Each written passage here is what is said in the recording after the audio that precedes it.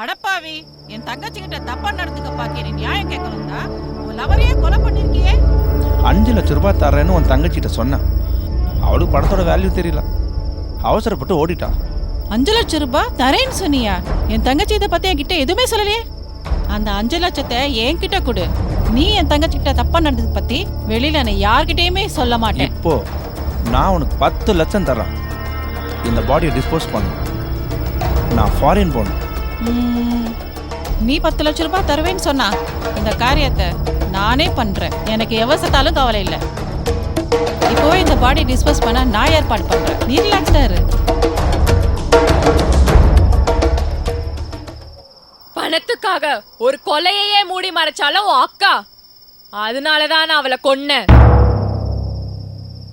நீங்களும் கல்யாணம் பண்ணிக்காம லிவிங் டுகெதரா இருந்து தப்பு பண்ணிட்டு இருக்கீங்க. அத உங்களுக்கு புரிய வைக்க பல தடவை முயற்சி செஞ்சேன். ஆனா உங்களுக்கு புரியல.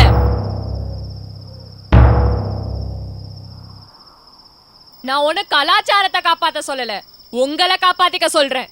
கல்யாணம் ஒண்ணுதான் முழு திருப்தியை தரும். அது கிடைக்காம தான் என் ஆத்மா அழிஞ்சிட்டு இருக்கு.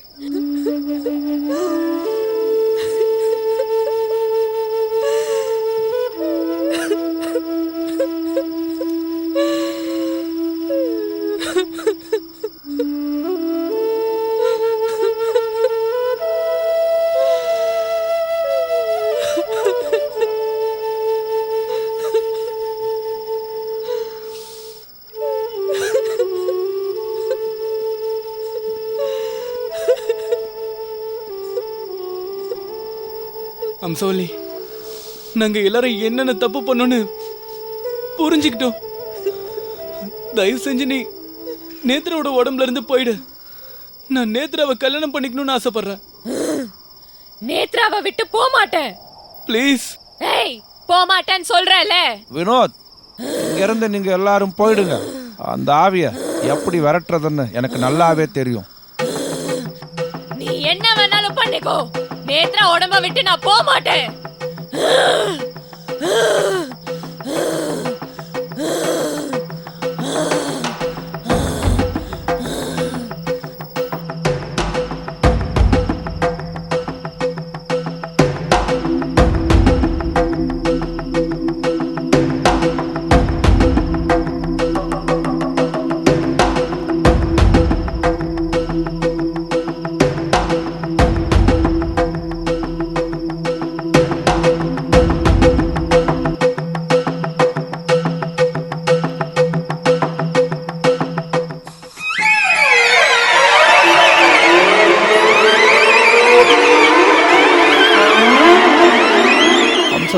உயிர் பலி கேட்கிறேன்.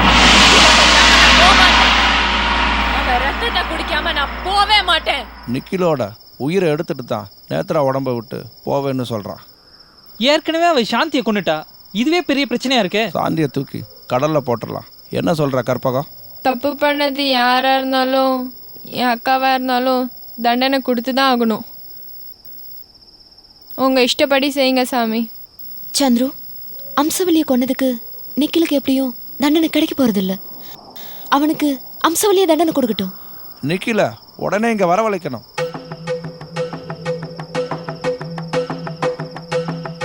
நிக்கில் எனக்கும் வினோத்துக்கும் காலேஜ் சீனியர் தான். லிவிங் டுகெதர்ங்கிற கல்ச்சரே எங்கள் காலேஜில் பரப்புனது அவன் தான். இப்போ கூட ரீசெண்டாக 2-3 டைம்ஸ் நான் அவன் கூட பேசியிருக்கேன். அப்ப இப்போ உடனே அவனை கான்டாக்ட் பண்ணலாம். வினோத், அவன் இதுக்கு முன்னாடி இந்த வீட்டில் இருந்தாங்கிறது நமக்கு தெரியுங்கிறத சொல்லிக்க வேணாம். ஓகே ஓகே, ஏதாவது அர்ஜென்ட் பிசினஸ் டீல்னு சொல்லி அவன் இங்க வர வச்சிடலாம். கரெக்ட். அவன் நம்பர் சொல்லு. நம்பர்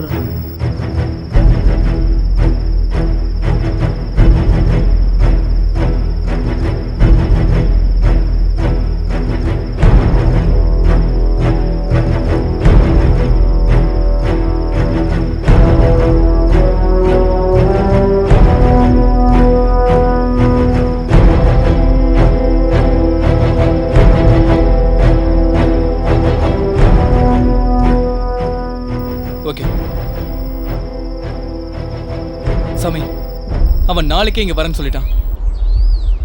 ஏன் ஜாமி இப்படி பண்ணிட்டீங்க? ஆவியை விரட்டி இருந்தால் நமக்கு பணமாவது கிடைச்சிருக்கும்ல.